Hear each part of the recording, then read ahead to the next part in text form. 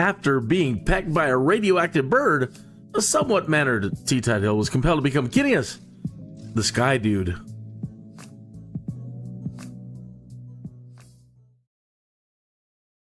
All right. Good morning, afternoon, or evening, wherever you might be in time and space. I am your host, Kineas, and happy Saturday night to you. Tonight, we are going to become beam riders. That's right. Last night didn't go so great, so I gave it a lot of thought, and I want to simplify it a little bit more tonight. And if you would like to follow along, here's the plane that I would like you to get. Under free flight, choose the Cessna 172 Skyhawk. Just type in 172 up here, and it should pop up. Okay, now, here's the thing. At the bottom of the screen, there's a configure button. Click that configure button. Most of these models that you get are the Garmin G1000 variant. Okay? And I was mad yesterday because I'm like, I just want the Cessna 172 steam gauge. And I don't want to have to buy it again. And it came standard with Microsoft Flight Simulator 2020, and I was lamenting and I was getting mad that they didn't have the steam gauge version. Folks, I was entirely wrong. They do. Right here, basic. If you click the basic 172, that is the steam gauge version. And if you'd like to fly along or follow along, this is the one that I want you to pick. Okay, I'm going to change the time of day for North America and put us into some sunlight. Make this a little bit easier on us. Maybe a little twilight. Not make it harder. And I'm going to be departing from KFLY, Meadow Lake, Colorado Springs, Colorado. Okay, let's jump on in. All right, beam riders, here we go. If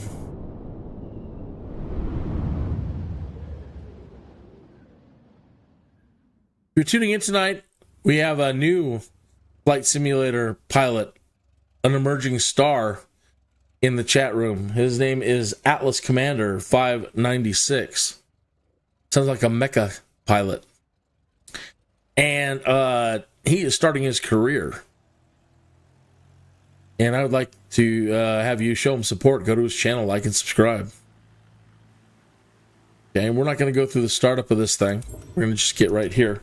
If you're in, but as you see, this is the steam gauge version of the Cessna 172.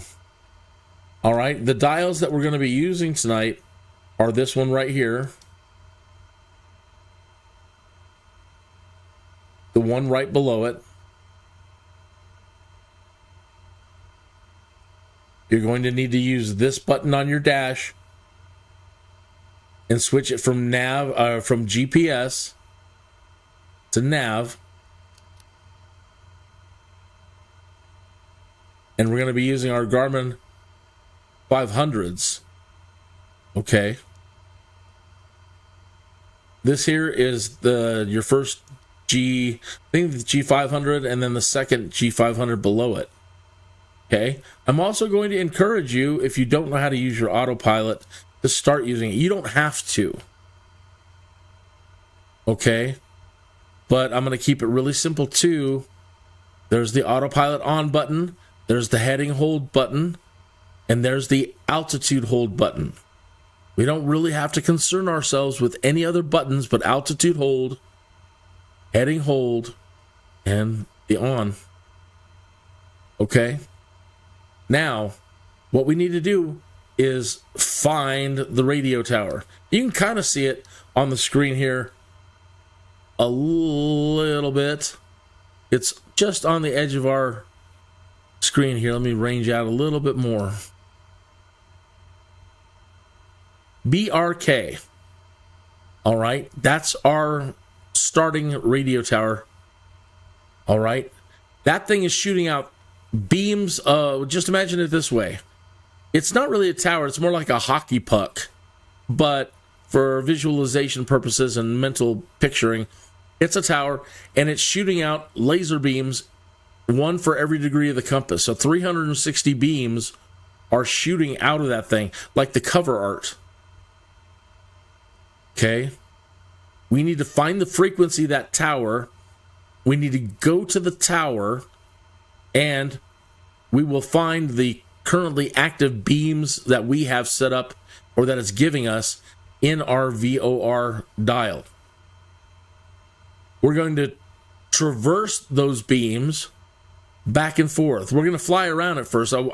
That's the most important thing, is we're going to fly around it and just keep an eye on what our dial is doing and understanding how to read this thing. This thing can confuse you because you'll see how this can confuse you. Trust logic and trust your dial, and everything will work out just fine. Okay? So, the first thing we want to do is find the frequency of that tower. Let's go to our EFB or other source of flight planning. And when you click on the VOR, which is indicated by this symbol here, BRK, you click on it and go to more info, you can get your frequency. Okay? And it's 112500. And you can press set. I don't recommend it. I'm going to show you how to set it.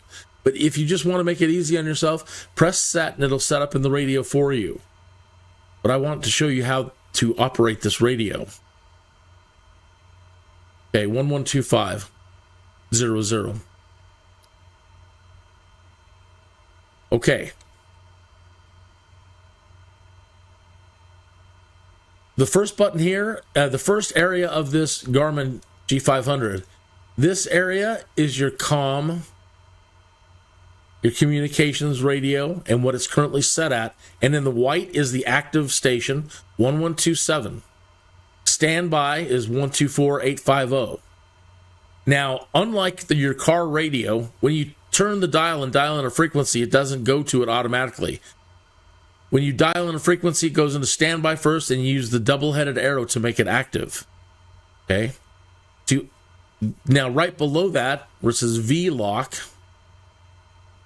quickly, let me show you why we press that button on the dash. See where it says nav GPS?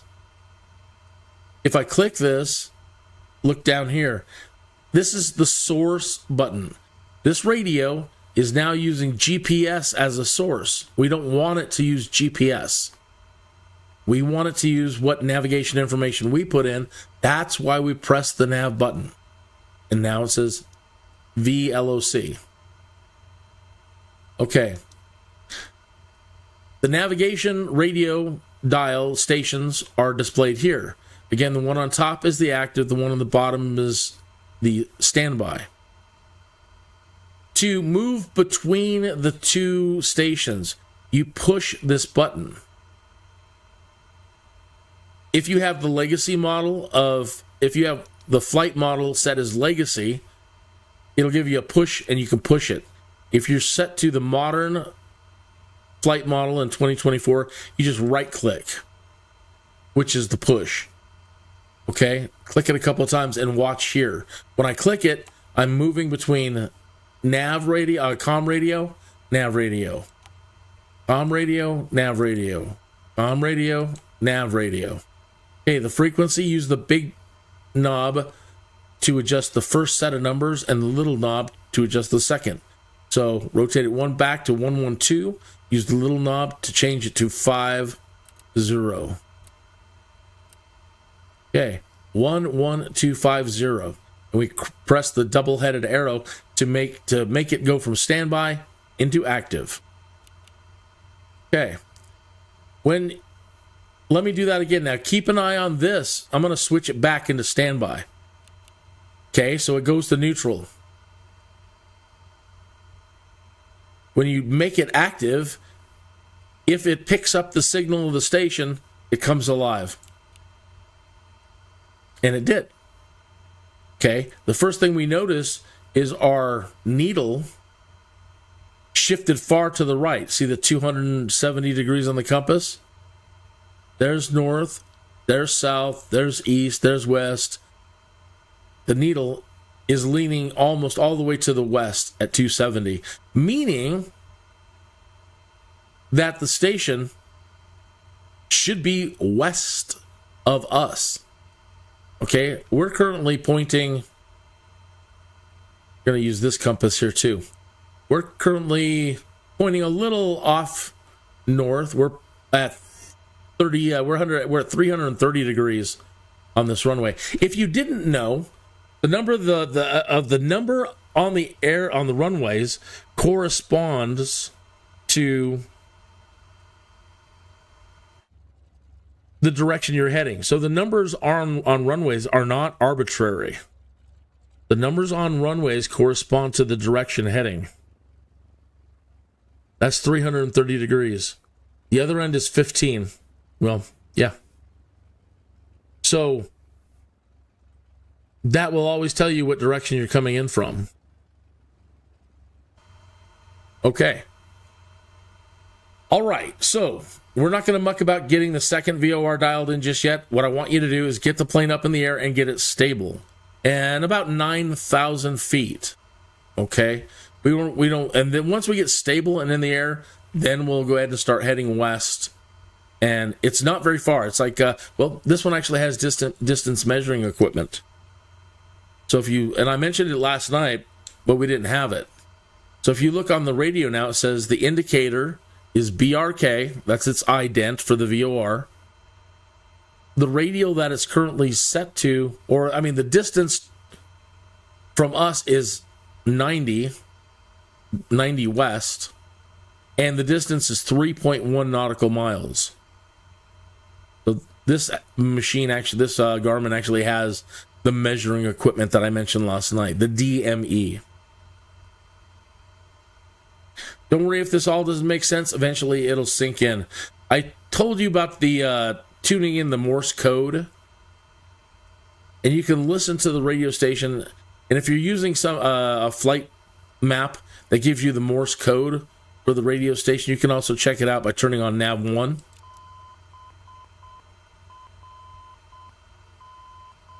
To make sure that you're getting the right signal. Each VOR has its own Morse code identifier.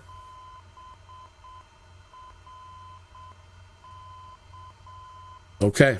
All right, let's get in the air and get stable.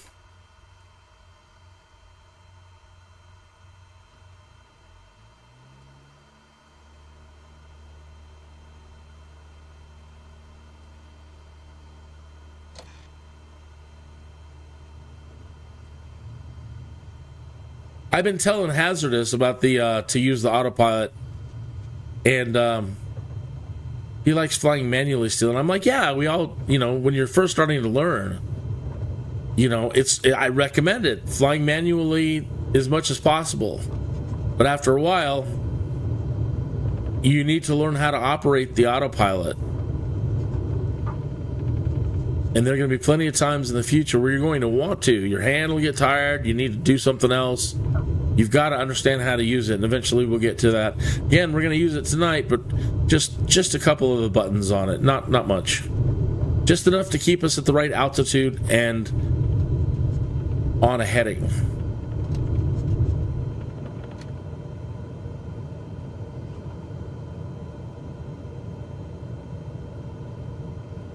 So I'd like to climb about 9,000 feet. Now, something to remember about VORs. If you do dial in a frequency and you know you've got the frequency input properly, but your needles aren't moving, you're not getting any response, VORs are older technology from the 1940s and 50s. It's like old AM radio stations and FM radio. If you go into a valley or it's obscured, well, get my flaps up. If the VOR happens to be, you go into a valley or it's behind a mountain or, you know, it's on the curve of the earth, it's just over the hill, that can block the signal. And so if, like, one of the VOR towers not too far from here that I use a lot, it's just behind the foothills over there to the east. And you can't get it right off the bat. You have to be up over 9,000 feet or more and head east, and then it'll kick in. Let me go ahead and spin around the airport and try to get myself stable here.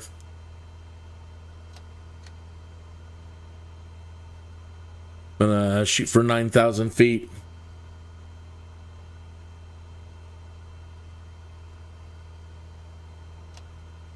I've got most of the noise, engine noise turned down and environment noise turned down. Last night we were trying to hear that Morse code identifier. Couldn't really hear it that well.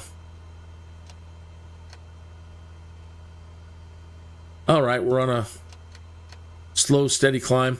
The best climb of the Cessna 172 is about 60 knots.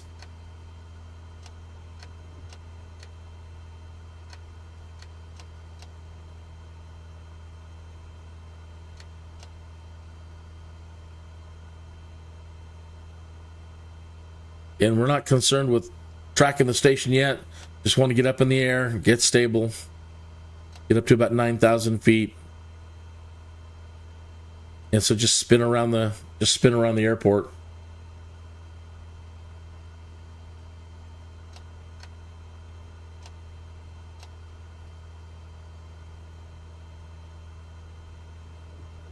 Currently facing east.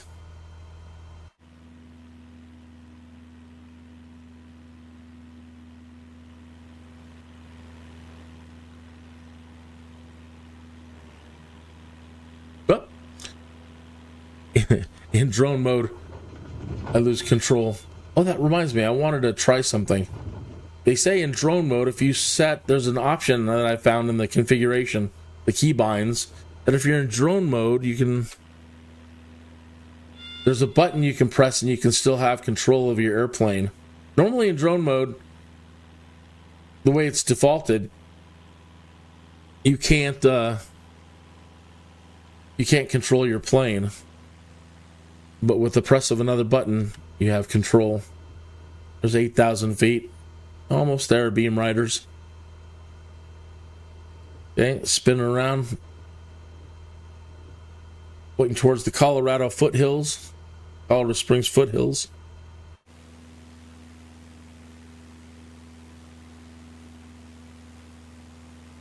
Well, what's up with my controls now? There we go. Yeah, Pikes Peak out there. That's Cheyenne Mountain in the distance. That's where the NORAD and the STARGATE is at. There's our airport. Oh, she got away from me again.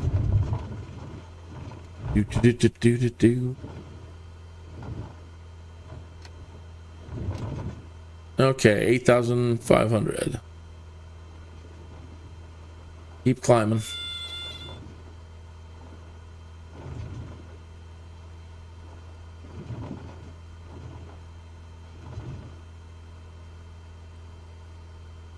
The reason why I want us to get up to 9,000 is the second half of this exercise. We are going to be using the second nav radio to tune another VOR in. We're going to intercept one of its radials and follow it to the source, and then do a landing in Pueblo.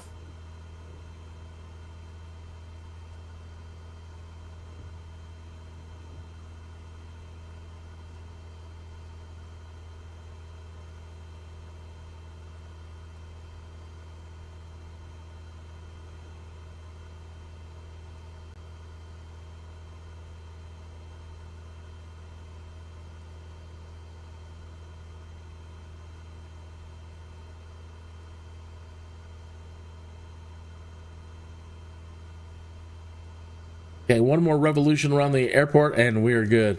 And then we're going to turn back west and head west and watch. I'm going to level out a little bit. And I'm going to head west and we're going to keep an eye on that needle on the VOR, the top VOR. And as we get closer and closer to it, it's going to start centering up. The closer you get to it, the more sensitive and accurate it is. And then we're going to pass right over it. Don't bother about turning or anything. I just want you to fly right over the thing, and keep an eye on your dial, because it'll say from and to. And okay, there's 9,000 feet. Get my trim down. Let's get level. Okay, if you want to use your autopilot at this point, let me show you how. Okay, come down here. turn on altitude hold and autopilot. That's all I want you to do is altitude hold. Now down here, this knob right here, your heading knob on your compass, we want to rotate this bug. See the little red bug right there? Wherever that is, that's where the plane is going to go. So I want you to spin that knob until it's over the west. There you go, 270. Now, press the heading hold button, and the plane will turn to 270 degrees. Again, it shouldn't be climbing. Make sure this thing says out. There we go. Now it says out. So heading, HDG, and alt. Alt. Okay, so now it'll hold whatever altitude we're at, and it'll go to the west. Now, let's keep an eye on, all we want to do is just keep heading west and keep an eye on this dial. That's all we want to do. Okay, our distance over here says 4.3 miles. 4.2 miles. 4.1 miles.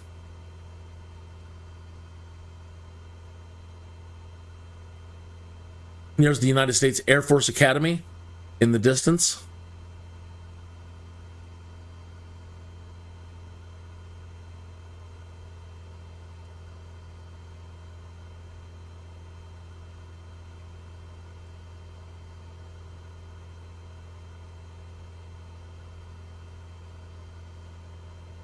.6 miles.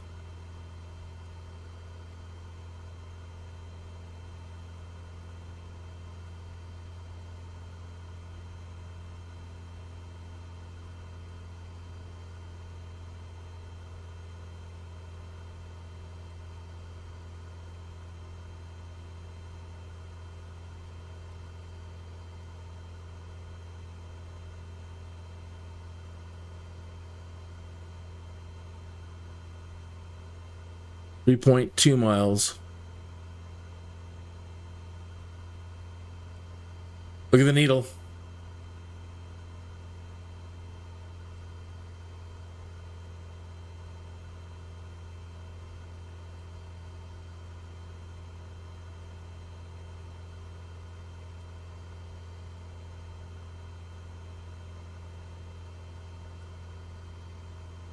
So that means we're crossing over the top of it, basically. It says 3.2 miles, but you see from the image here on the radio,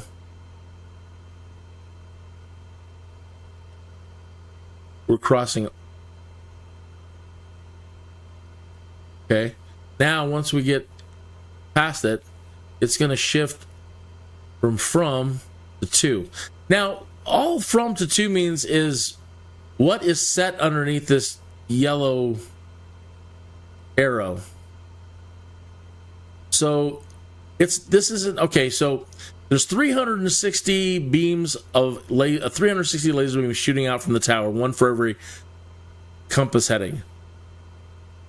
But the ones that we're currently tracking are the ones underneath the yellow arrowheads. The 180 and 0. And so if you're following, let's say the, see right now this is the primary one, but if we were following the 180 radial, which it was, that means it's hard to, this is kind of hard to explain. But we're either heading to it on one radial, and then when we pass over to the other side of the radial, that means we're going away from it. Well, you'll get it.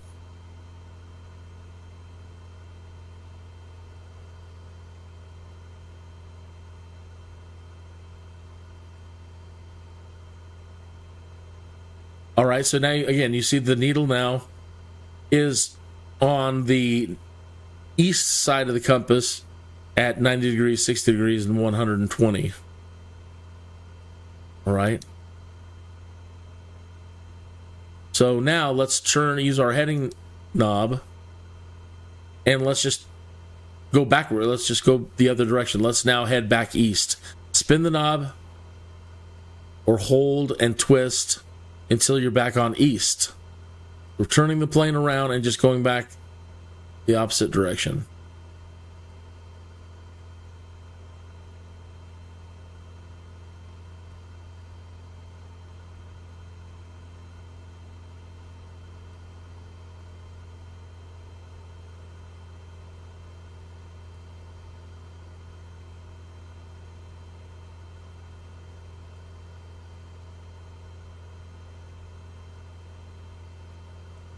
I'm going to go ahead and turn south and bring us closer to it.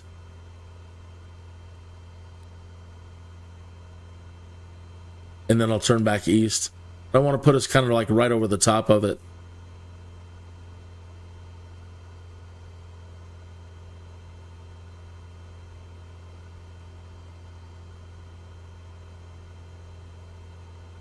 So again, it's easier to use your autopilot to use the out hold and the heading hold and use your heading compass to move you around, because then I don't have to worry about the flying part. Maintaining 9,000 feet, make sure that I'm, I don't have to worry about the flying part.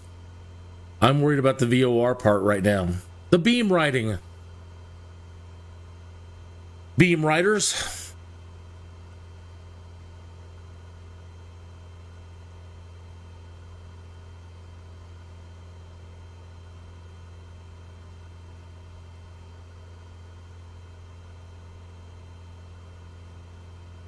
Okay, as soon as I get pretty much parallel to it, I'm going to go ahead and turn my compass heading again and face east again.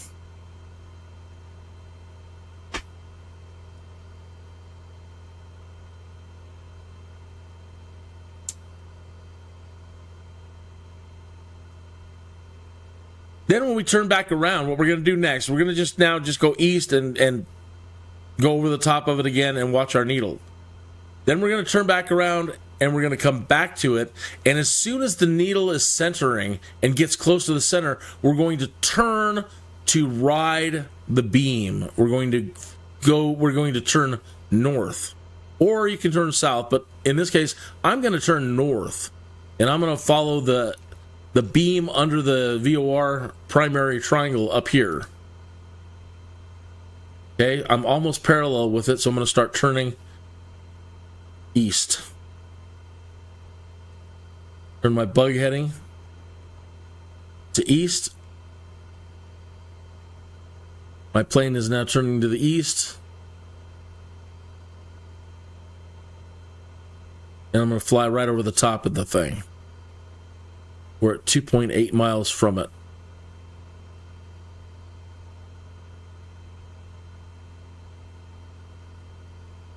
So, it's not directly east. East is kind of a little bit along this vector. It's not perfect. But let's watch our needle as we get close to it. Let me try to keep both of these on the screen at the same time. Our visualization going over the VOR and our needle.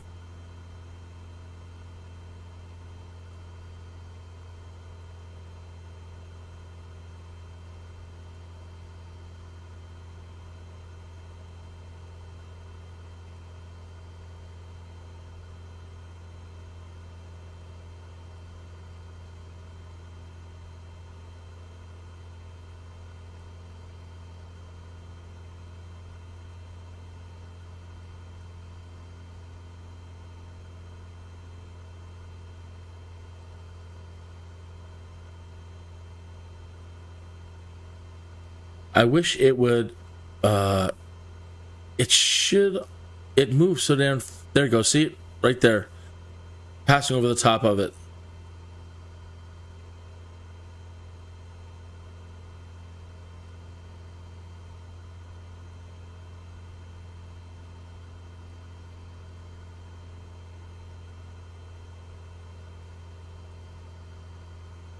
Okay, I'm going to fly out about a mile and turn back around.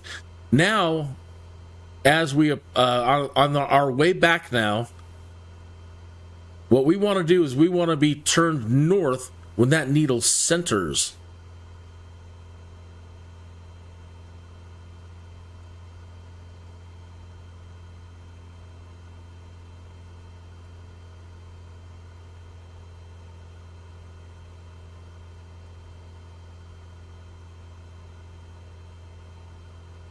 This doesn't make sense. It will all make sense eventually. Now, even if you move up to the fancy new planes, new aircraft with the glass cockpits, all the digital stuff, this technology, this VOR, your local, it's all needed still. It's all in there. Not everything is GPS. And you may still have to use this kind of thinking on the G1000 and other digital screens. All right, they have a CDI knob, CDI button like this, CDI, navigational source selection, GPS or VLOC. It's the same thing in the other glass cockpit screens. So it has this technology in that as well, and you might have to use it at some point in the future. So just because this is old, you might be thinking, I don't want to learn this, Kineas. Why do I have to learn this? You're going to need it. Okay, now I'm going to turn the plane back around. I'm going to use my heading, and I'm going to go back, turn it back to the west. But again, this time,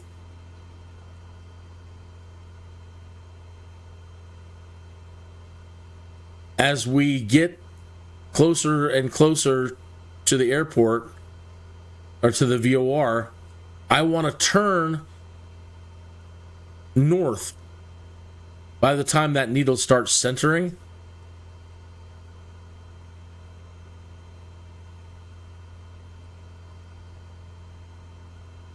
what I also kind of want to do this time is I don't think I want to fly straight west. I think I want to go a little bit. I want to go a little bit more diagonally and aim towards it. So I want to go 300. Let's go 310, something like that.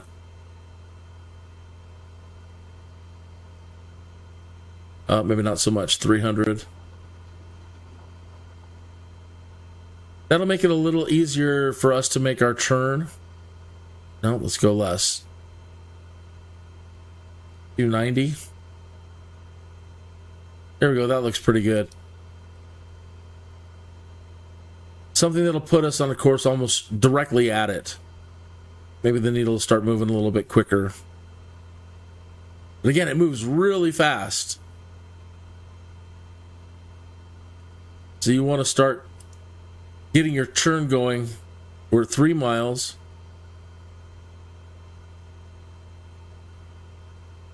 So as we get closer and closer, just start slowly moving your heading bug to due north. And then we can go a little bit back and forth to try to keep the thing centered.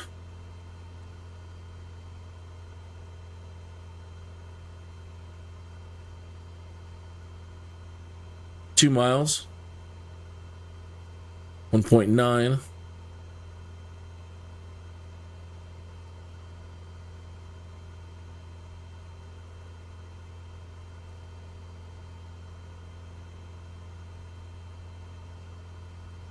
Okay, that says from. And I'm going to start slowly getting ready to turn to the north.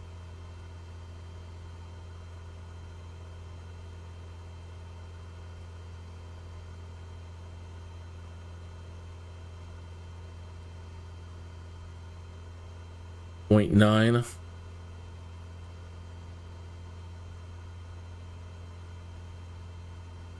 Point 8.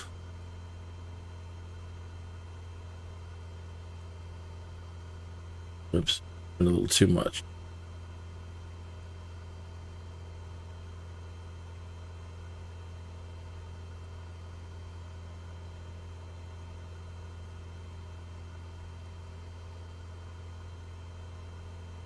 There it goes.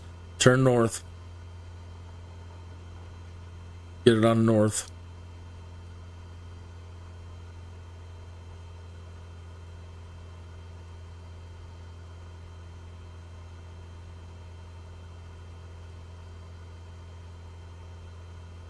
We want that needle centered up. Okay, we are now writing the active beam.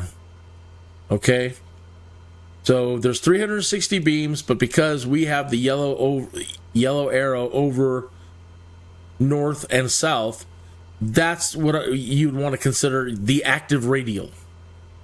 The north one, the north radial, and the south radial. The 0 and the 180. Okay, and you see how it's not exactly centered, so just move my heading bug over just a tiny bit, like 359. Let's say 359. I want to head back towards it a tiny bit. 358. Now remember, the wind, even though with our autopilot on, the wind can still be pushing us a little bit. So, even with autopilot on, it can still be a little bit difficult. Let me go to 357 or 356. I don't want to go too far and overshoot it. I'm just trying to go back a little bit to try to get that needle centered again. Then I go back to 360 or 359. Getting there slow.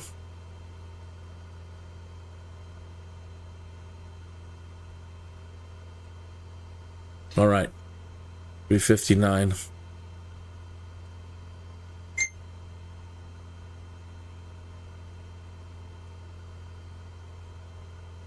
Okay, so now we are traversing the beam. We're beam riders now.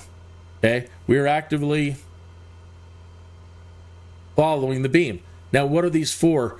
Again, if you have if you're traveling around and you're flight planning a trip and you fly to this point and you need to go north, this helps you determine and helps you stay on the radial that you need to be on for your flight plan.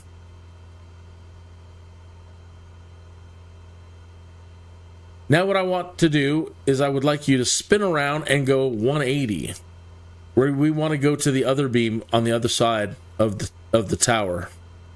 Okay, so use your heading knob, move your bug all the way to south, or just before it, like 179, 181.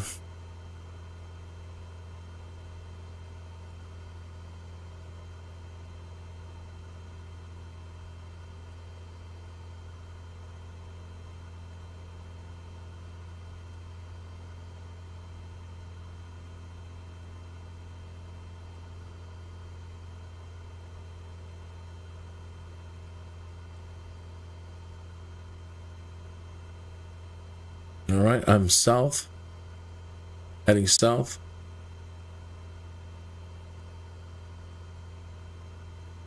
And because of the wide turn that we did, we're not aligned with it. Now you see, now this is where you've got to use your logic and trust the dial, okay? We're heading south, but the dial, the needle, is indicating that it's on the west side.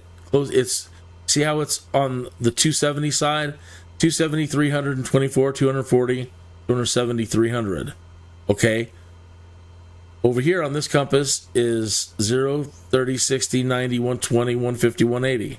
Okay? The needle's on the west side. Okay? We're facing south, but it tells us that the needle is to the west. So what we need to do is we need to turn halfway between south and west. All right, we need to re-intercept the beam. And you see how it's now, the needle is now moving back towards the center. So this can confuse a lot of people. They're like, yeah, I'm heading south, but the needle is on my left, on the left.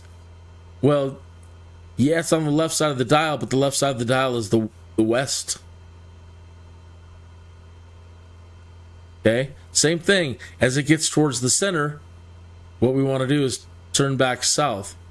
Getting closer and closer and closer. And we want to be on 179, 180, heading right as it goes over to the center.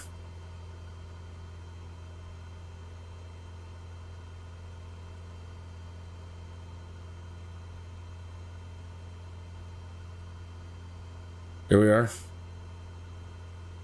All right. We are now following the 180 beam away from close. Little deviation. Just right on it, though. And again, it's now on the 90 side. Just ease your knob back to like 179. Okay. 180, 179, 180.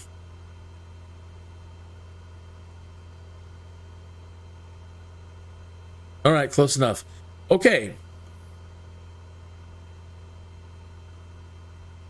So now we're traversing the 190 beam up, drifting off of it. Go back to 179 or 178. Try 178. That's really moving. We're really moving away from it. Oh, I'm sorry. I went the wrong way. It's going back to the west. Sorry. Let me move back towards halfway between south and 210. There it goes. Confused myself. That's what these refreshers are for.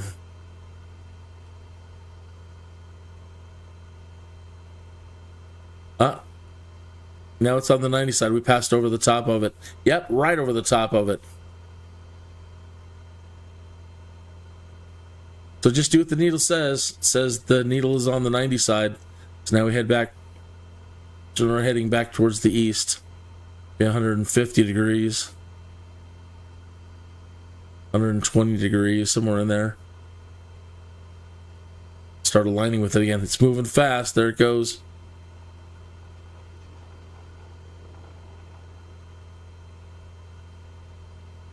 Man, that's fast. Overshot it. Again, the closer you are to the VR, the more accurate it is. So it's going to move fast on you. So now a little bit back to the west. I think they call this bracketing, where you're just kind of going back and forth trying to bracket that needle.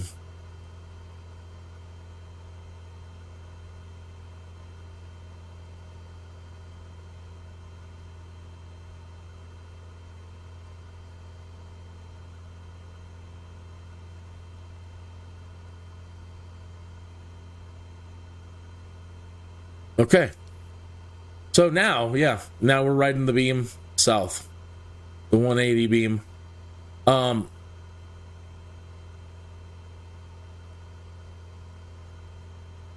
Okay. Here's where it gets interesting. This knob right here, your OBS knob, this allows you, what I want to do is I want to fly back to the stage, the radio tower. Okay, so I'm going to turn back around facing north. And when we get closer to the station, about a mile away, I want to use this OBS knob to put the 9 underneath the yellow arrow.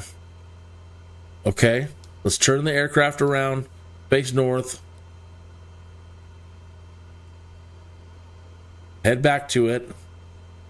And what we're going to do is we're going to change the radial, the active radial, to the 90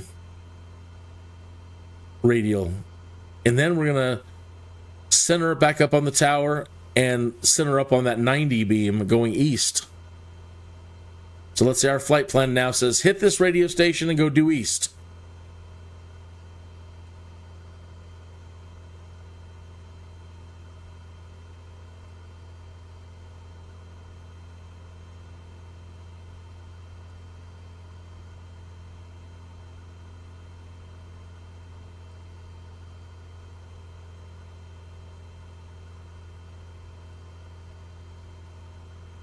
Go a little bit north. east, maybe 10 degrees. A little bit more diagonal to it. 3.5 miles.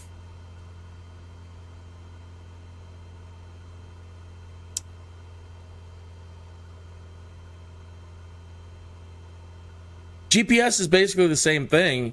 You're just using you're just following satellite beams. But the idea behind what we're doing here translates to GPS. When you're coming in for landings at airports and you're doing instrument landings, the instrument landing computer, the radar at the runway, is just basically one of these. You're still going to be using this technology to set up ILS landings. So learning this is just part of your future education into other aspects of navigation. Okay, here comes that needle. 1.6 miles. Again, I'm going to rotate this OBS knob the other way. Tony. And we want to put the 90 underneath the yellow, above the yellow arrow. Okay, so now we're telling it we want to follow the 90 radial once we get there. And it says we have to turn. Let's see what happens here. We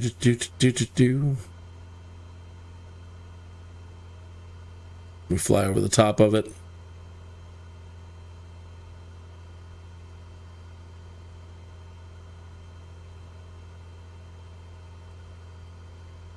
Okay, it's telling us to turn towards the south. All right, so let's start turning towards the south.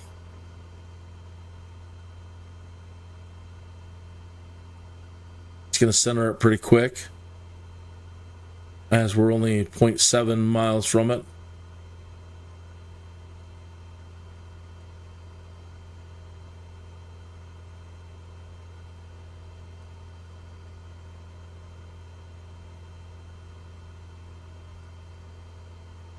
And we're going to do the same thing. We're going to turn to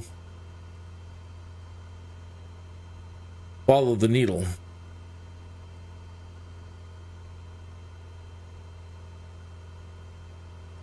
Here it comes. It's getting ready to center.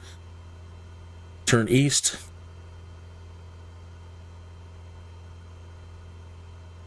Overshot, and we'll have to bracket it. Not a big deal.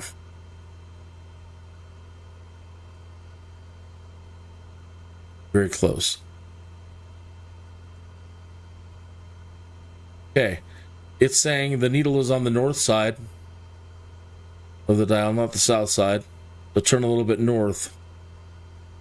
Just a bit. We're very close. You don't have to do a wide turn. Just enough to start it moving and then get it right back on the 90 heading when it's centered.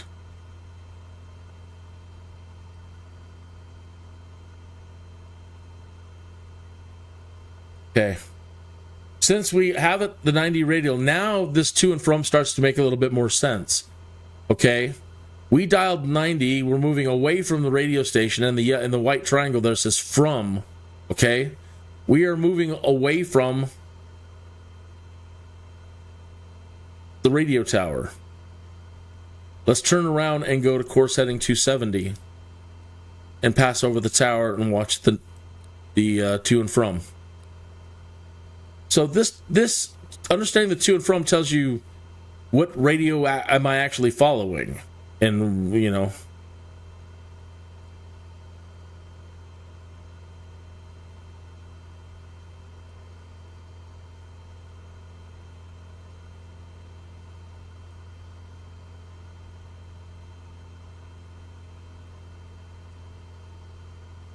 If I spin my if I spin my knob, the OBS knob, to 270 and put the 270 under the big yellow arrow,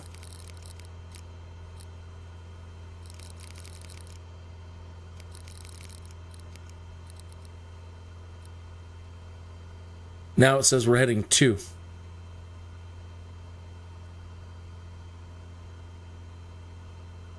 because we're not following the 90 anymore. Does that make sense? Or remember, these beams don't shoot through. They're independent. So we had the 90 beam active, and now we've set it to the 270 beam going the opposite direction. So now it sees that we're flying the 270 radial to the radio tower. They put it back to 90.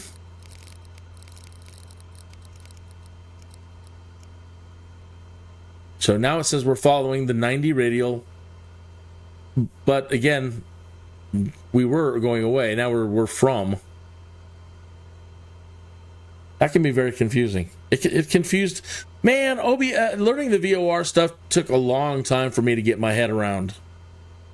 The way it was explained to me and the way some of the earlier videos that I watched back in the day, it just always just drove my head in and did my head in, and I could never really figure it out. And then just one day, okay, I get it. And then I got all excited. I'm like, oh, you know what? You can triangulate if you have two VORs active. They're like, you're getting it. You're getting it. Because back in the day, they didn't have GPS. And so other than the radio towers, how could you find waypoints? So, okay, let's say imagine two radio towers miles away from each other. But what you're looking for is a site that might be north of both of them and in between them in the middle point somewhere. Well, how do you find that? So by using two radios and shooting out two different beams that intersect each other like an X marks the spot. Where those beams, if you can get the beams intersecting on your point that you want to find, you can triangulate the location and get to it. Okay, so we're passing over it.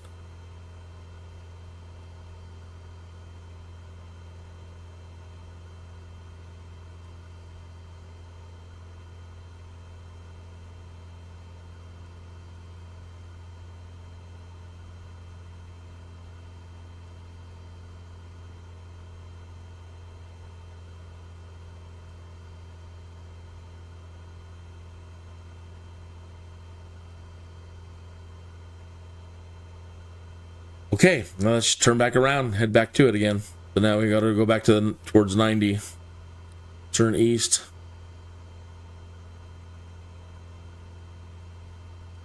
When we get over the top of it this time, I want to choose the radial that is 120.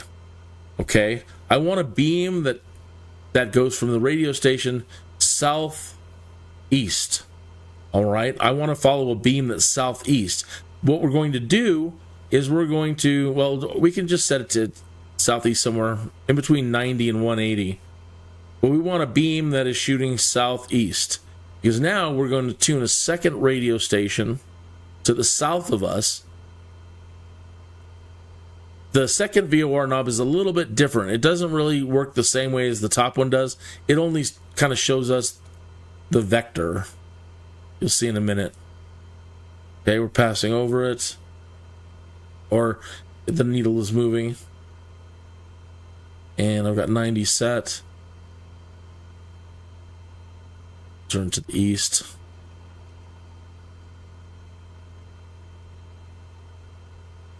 I'll just go ahead and dial this now. I want 120.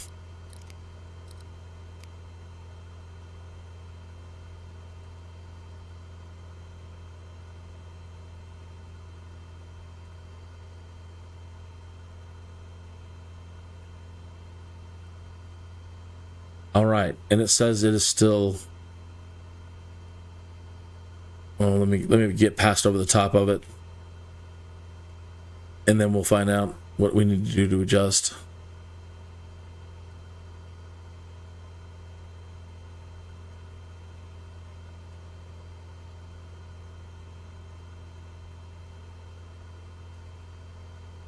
Okay.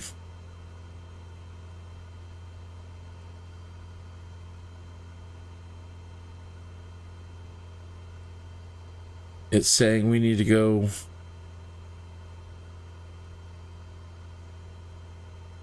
towards the south a little bit.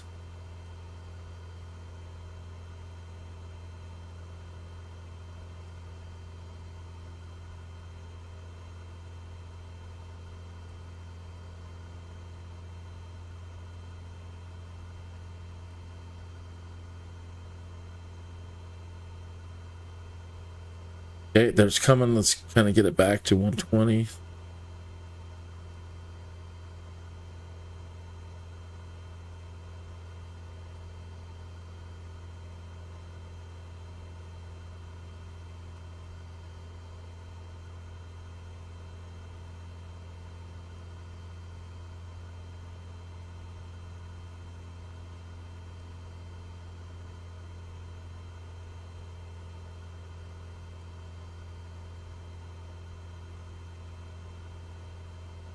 Okay, now we are on the 120 radial, flying southeast. All right, here's where it gets fun. Come up to your EFB. Zoom out a little bit.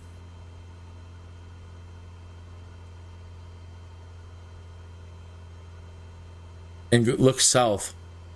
Here is another VOR, Pueblo. It looks a little bit different from the other one, but it's still a VOR. Okay, if we click more info, let's get its frequency.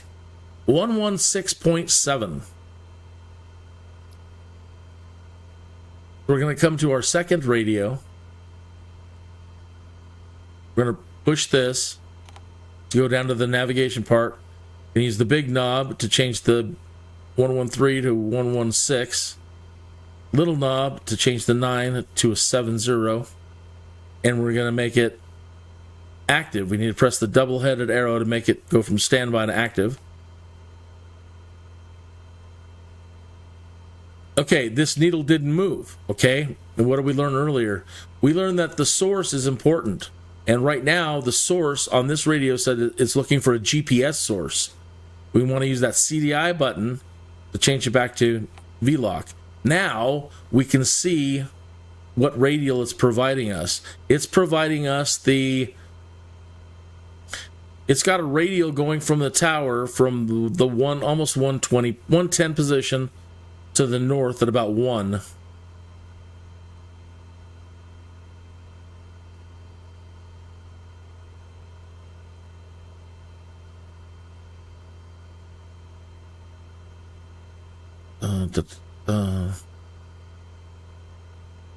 And it says it, and this one doesn't have distance measuring equipment.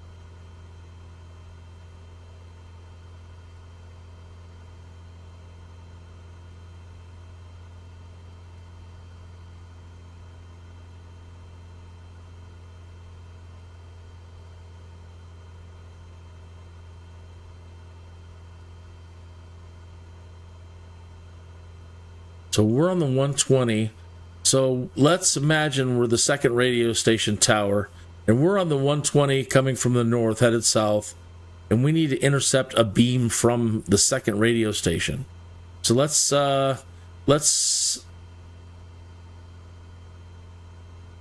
rotate this to, I get a little confused.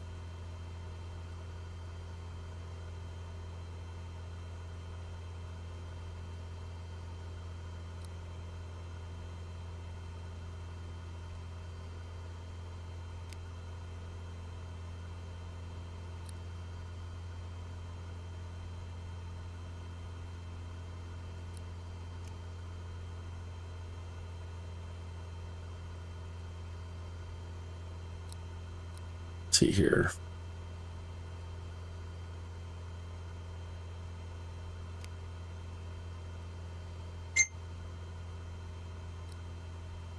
I'm going to put it on 30 degrees.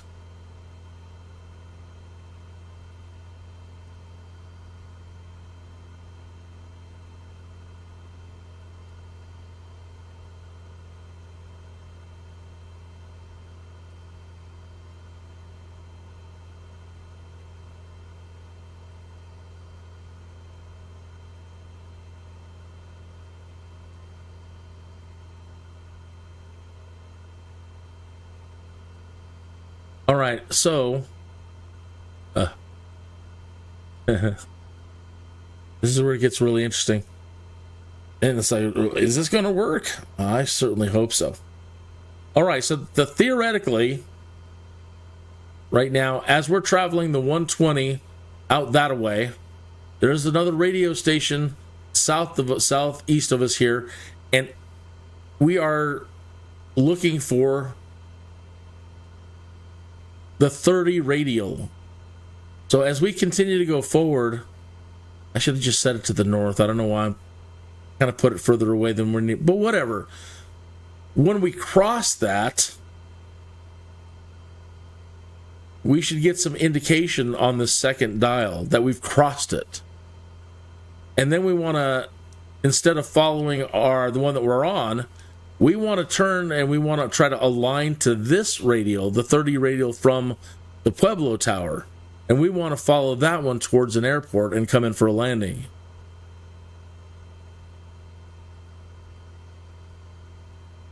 So it's going to be a minute or two, but let's just keep an eye on our second dial pretty much.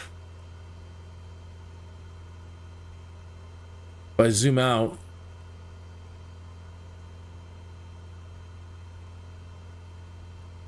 you can look at it from here too. It might be easier to understand from here.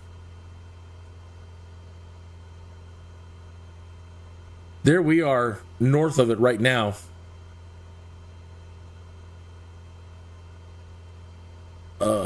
Wish I could make this thing smaller.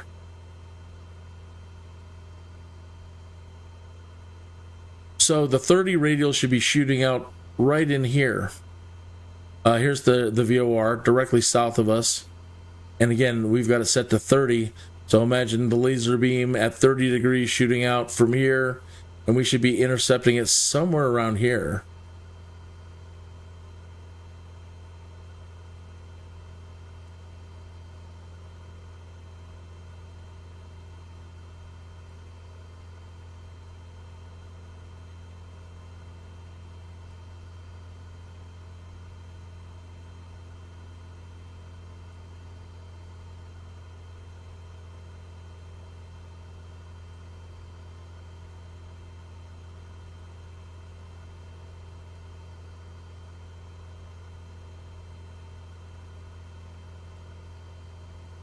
And then we're going to want it to write it down. We're going to be turning to 31, 135.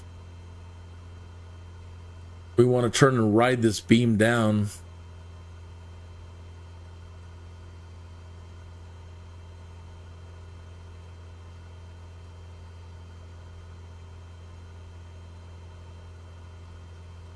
Something like that. We'll see. That's why I'm doing this refresher as well. You're going to need this information to start beginning to learn it, and I need a refresher on the old school.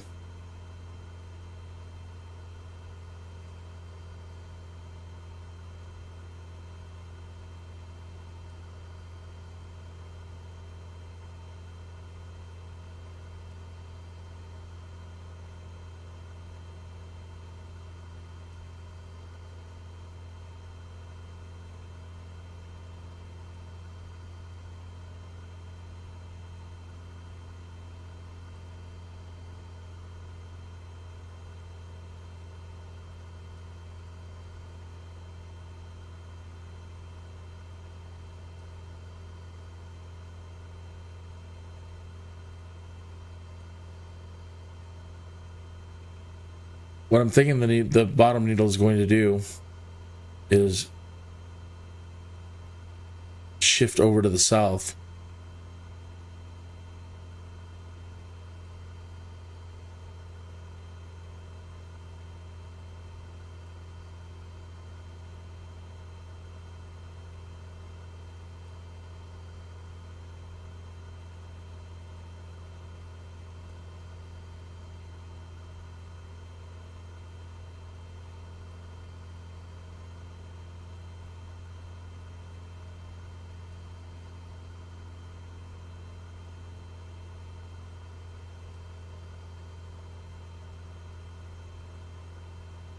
It's a good time for a drink.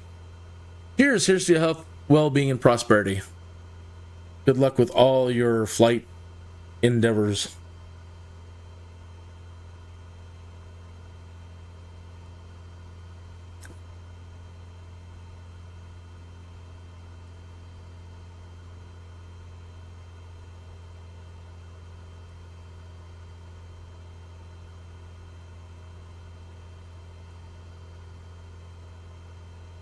I think I might have the bottom needle set wrong, but we'll see here in a minute. I think I may have set it.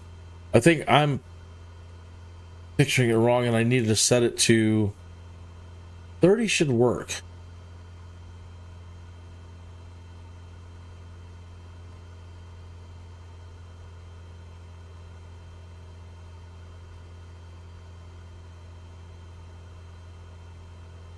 Starting to, I'm doubting myself. Just relax. Just relax, man.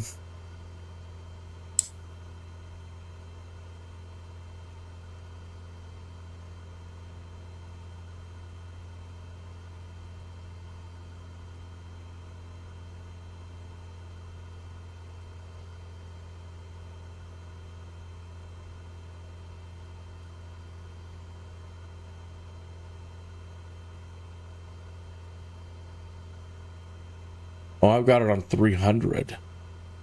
So no wonder I'm not going to meet. I'm thinking I've got it on 30. Oh, I do. I do have it on 30. Forget it. Never mind. Yeah, 30.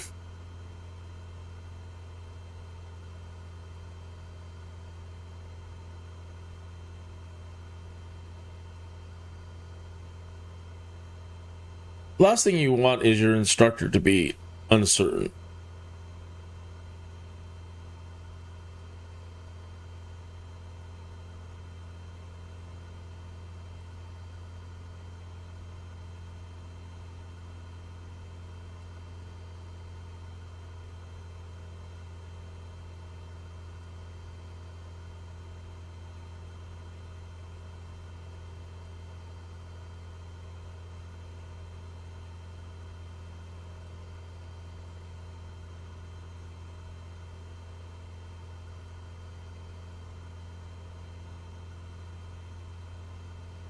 Maybe I was wrong. Maybe it's here. I wish I had an aid where I could click here to here and it showed me what I need to like overlay a compass on this thing.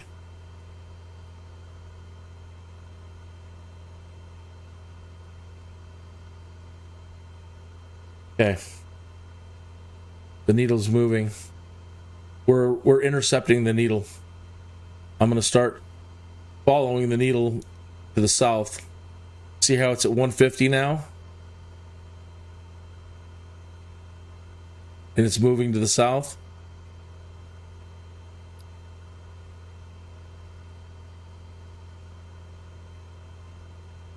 So I'm going to turn to 150, 160.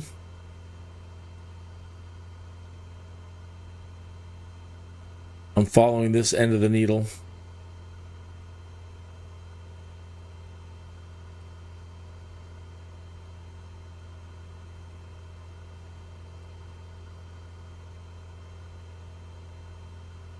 Almost directly south.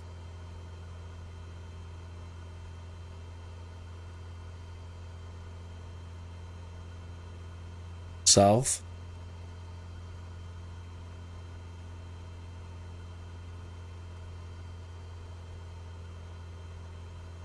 A little beyond south, 185.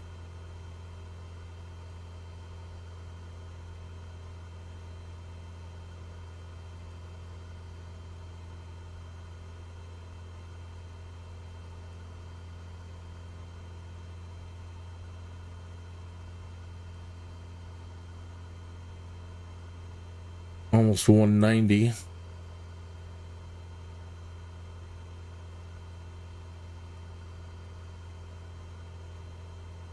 All right. So, looking at our EFB now, we're following the beam from the second radio station now to it. We're tracking to it, beam riders. All we got to do is follow the lower half of that needle. Okay, now it's about 195. Using my heading bug.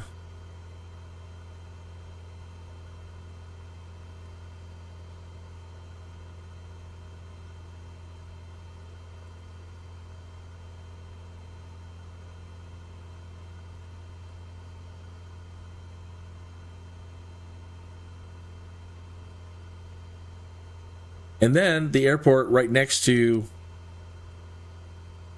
the VOR here at pub is KPub. So we'll request a landing at KPub and bring it down and conclude our episode. Okay. See how the bottom half of the needle is almost at 21 now. So let me use my heading bug and move it closer to 21.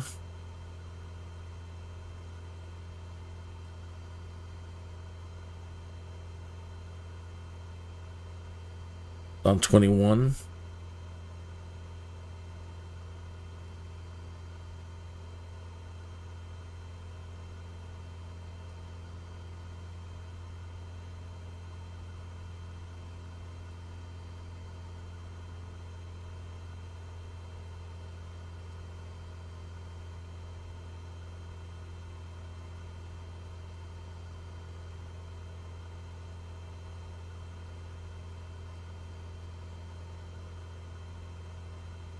Now it's going back just a bit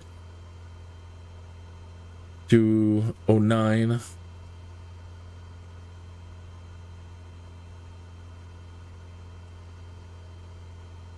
But pretty much right on the beam.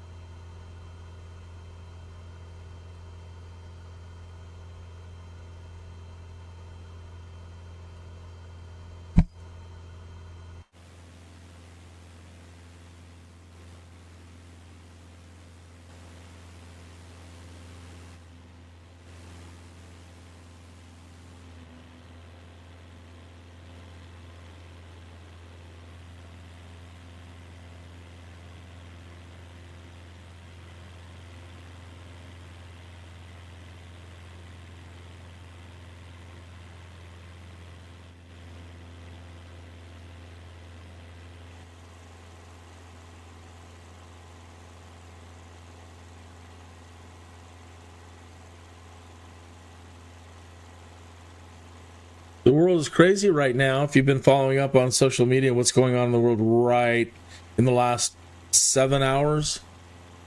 Crazy. Insane. Crazy. 40 years in coming. 50 years in coming. And it finally happened.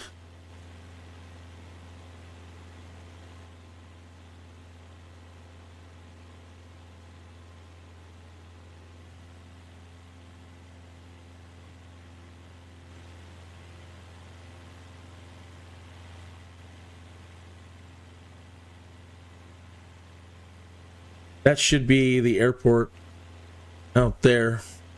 The VOR is right over here somewhere. Let's check our needle. It's at just going beyond 210 at this point. It is at... Well, it doesn't tell us. I suppose we could spin this knob around, get it more accurate, and put the 210 underneath the top yellow arrow, right?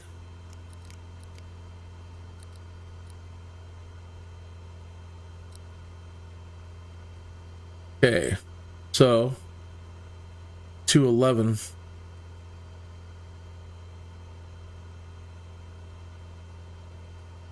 $13.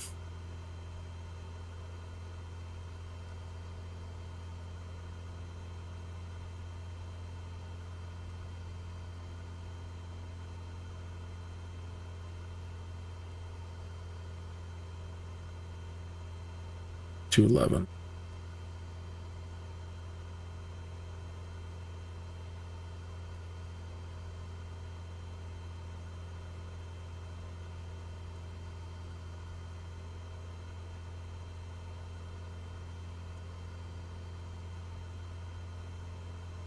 All right, let's go ahead and call it in.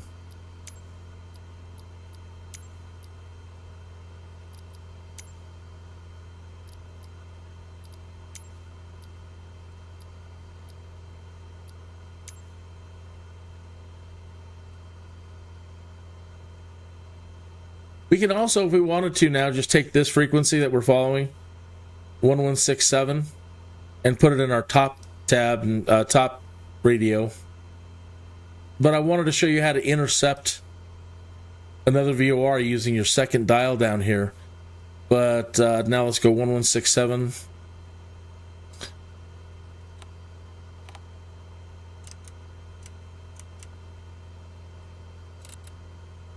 Make it active.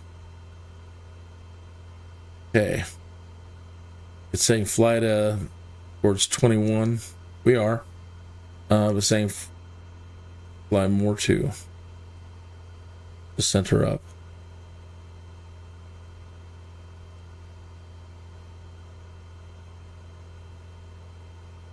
We want the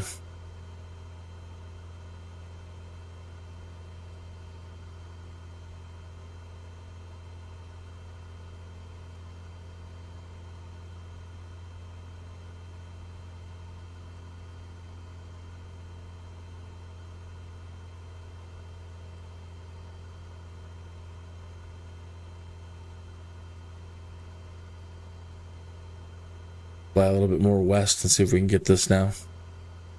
We learned about the other station.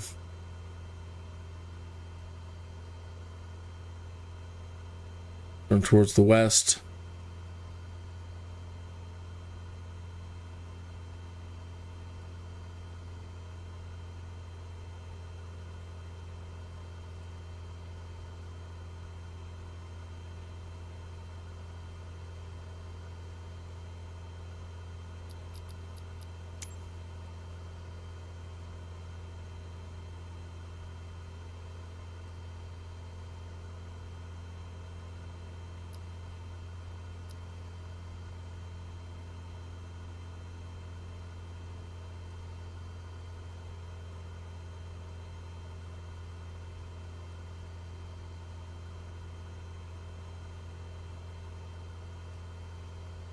Do I have it wrong?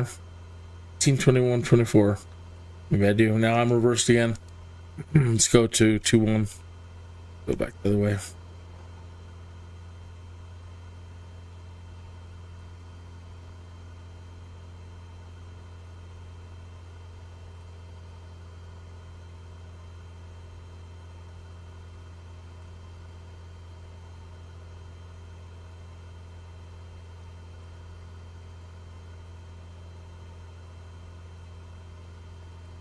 Pueblo Memorial.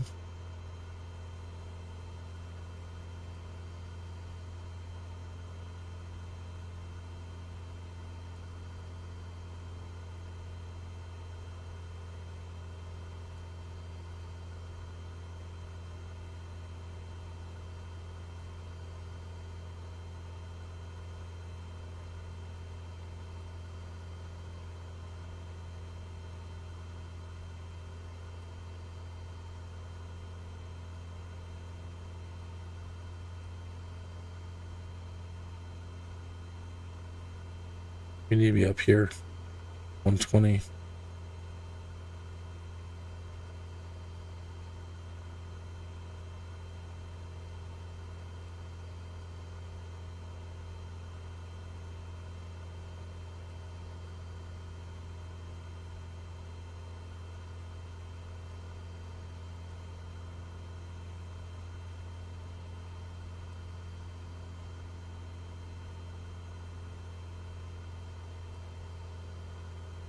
Overshooting the needle.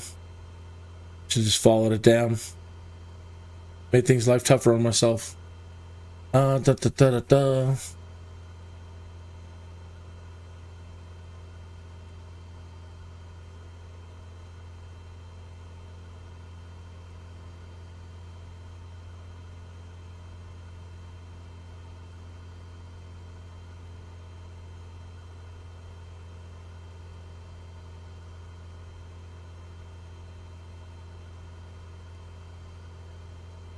Where are we in position to it?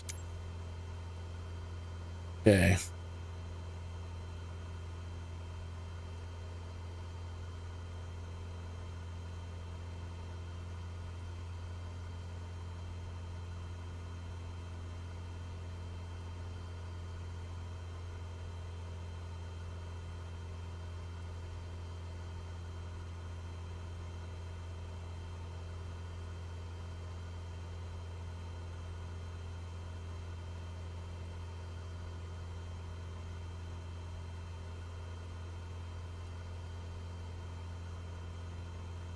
Let's change this to 60.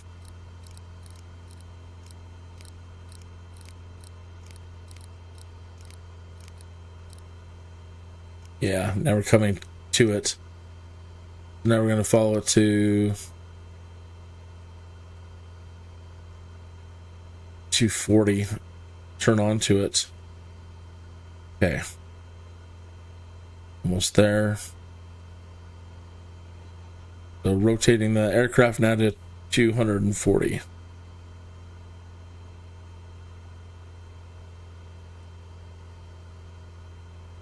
And overshot a little bit, but we'll bracket it.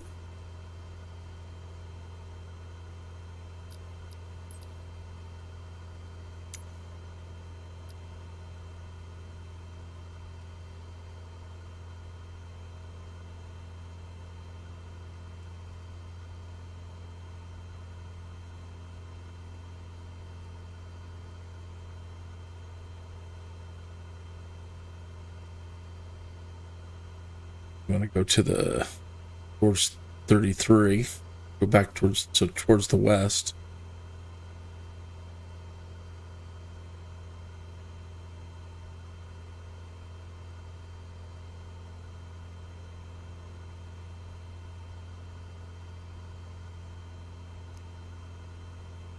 And now let me spin this thing to the 240.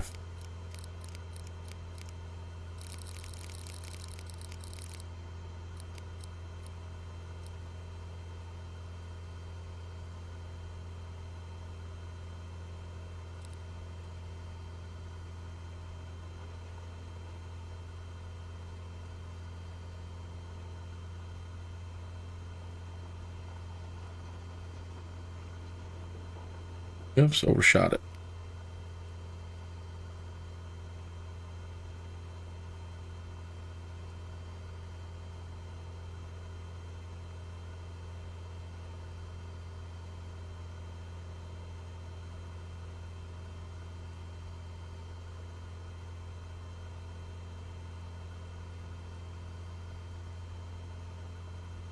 Bracketing.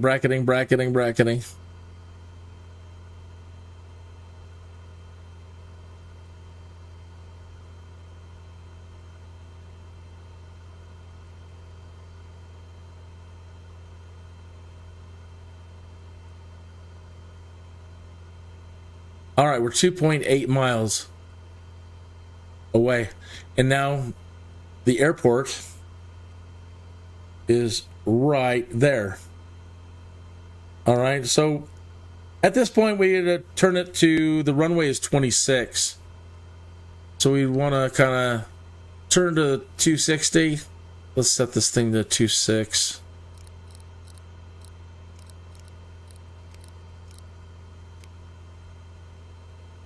And head west.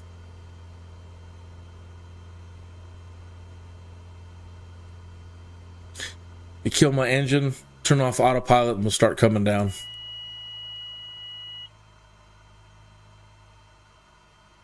Close enough.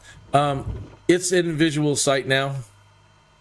So I've got my engines all the way off. I just need to glide down to, what runway did they assign us?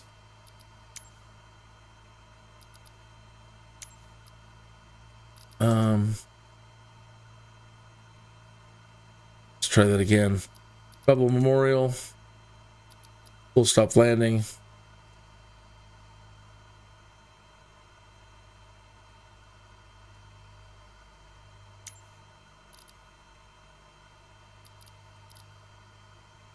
Flying straight, runway 26 left.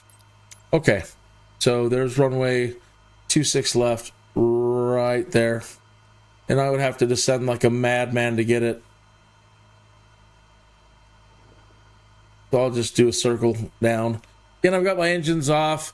I'm not concerned about hitting the runway immediately. I just want to glide down. We're out of flap range at the moment. We're over 100 knots, so just spin around and take our time coming down.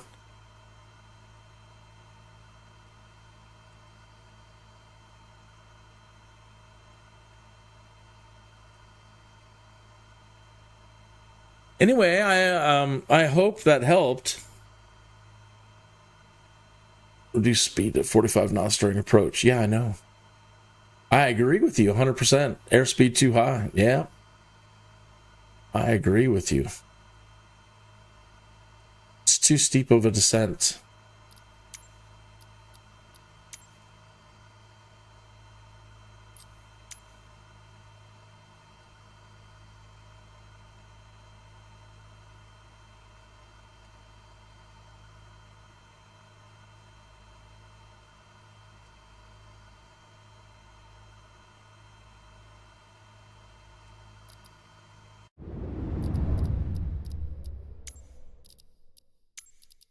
I suppose after we heard the Morse code, I should have turned all the sounds back up.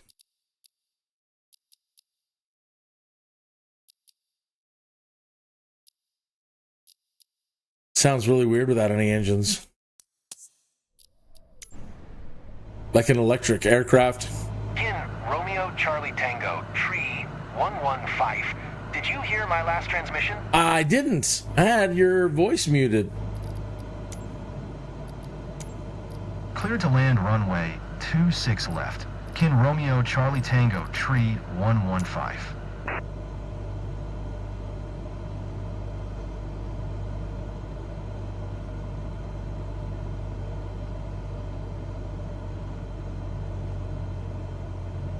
All right, we're getting into flap range. The white bar on our speed indicator, any white range, okay, this is all safe flap area. Coming down a little bit and pull back up. So now I can start putting in 10 degrees flaps. You really want to be in the 60 mile an hour range. Pardon. So you don't get your stall warning.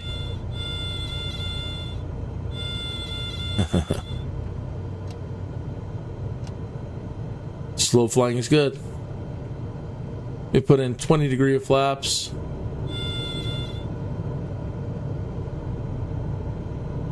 Put in some power again.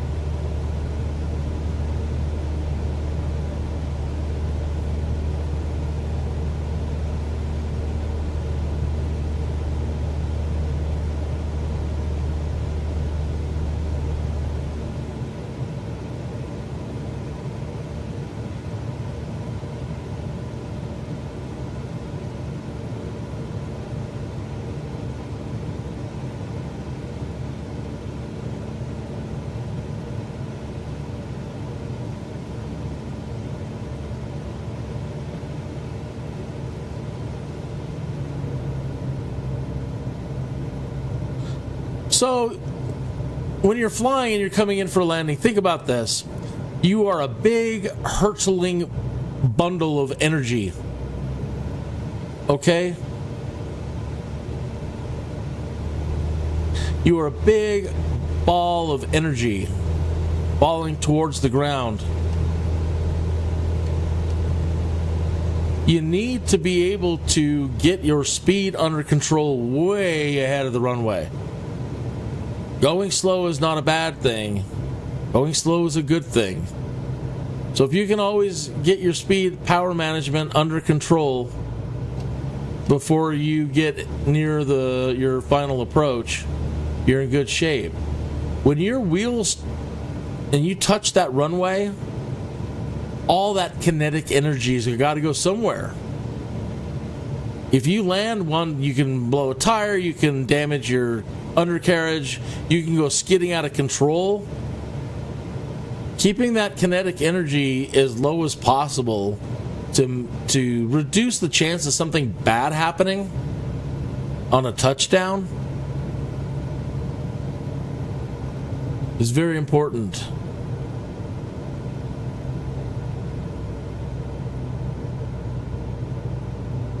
Don't look in front of you, look down the runway. Keep your eye at the end of the runway and just keep your nose just going up. It'll come down.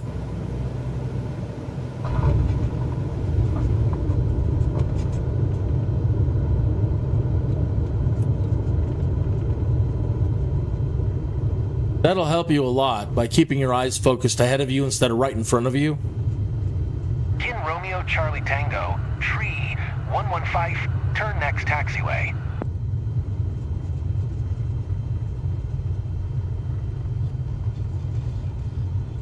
As I say about energy. Kin Romeo Charlie Tango, tree 115, contact ground on 121.9er. When you're leaving a runway, you don't have to. You can go. You have the right of way. What I'm trying to say is, when you're coming off a runway in from a landing, you have the right of way. Normally, on your way out to the runway, any of those threshold markings, you have to stop. But on the way in from a landing, Romeo Charlie Tango, tree 115, please acknowledge. So you have the right of way coming in from a landing. 121.9er. Kin Romeo Charlie Tango, tree 115.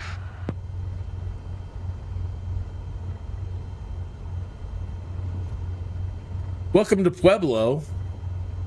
It's a nice place, about 30 minutes south of Colorado Springs.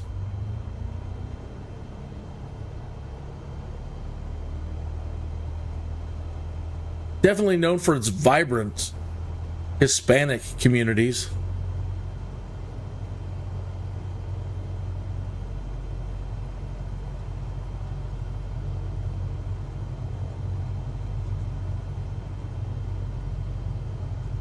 I'm just going to park it. I'm not going to follow taxi rules. I'm just going to put it over here and park it.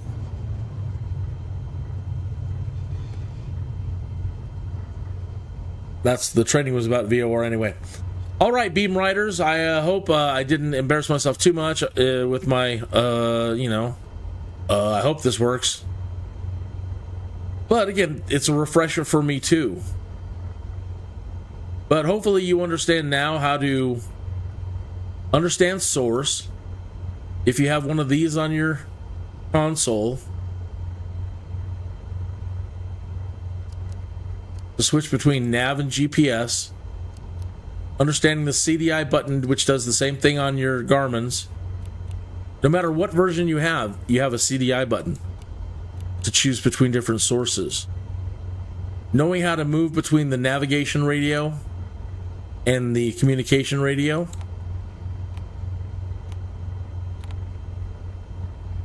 How to dial in a frequency and set it to active or put it back into standby. How to use your GPS or your VOR needles to locate which way to turn to head towards a station. How to find the currently active vector, what's under the primary and the secondary yellow arrows. How to read your DME to understand where your distance from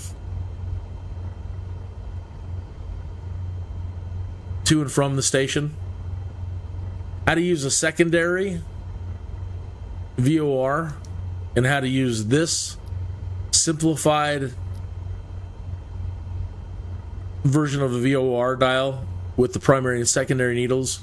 How to intercept a radial from a second VOR and fly it into a source, into the station, into the tower. And how to use your autopilot for altitude hold and heading hold. How to use your heading knob and your heading bug. If you do get this confused and you move your compass around like this by accident, you can do a Shift H. Oops. I've got it toggled to something else. Shift H usually resets your compass, but you want to be using this button. I really don't really know the need for, I don't understand the need yet to rotate this compass. I have to find an advanced pilot to explain that to me.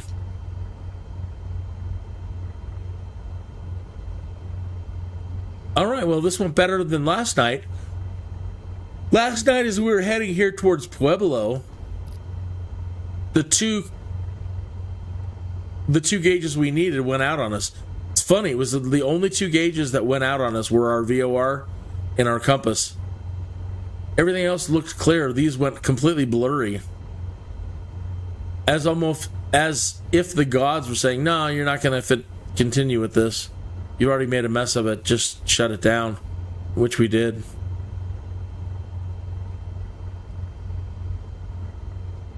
All right. Please like and subscribe. I really appreciate it. And I will see you most likely tomorrow. And maybe we'll do some more autopilot training. Or unless you have any suggestions on what you might want to learn, but I've had some comments about teaching hazardous more about the autopilot. Okay.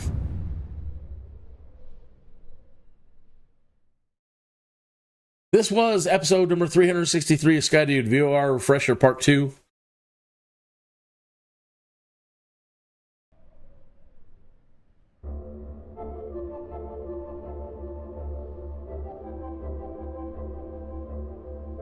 Go out there and ride those beams like a pro.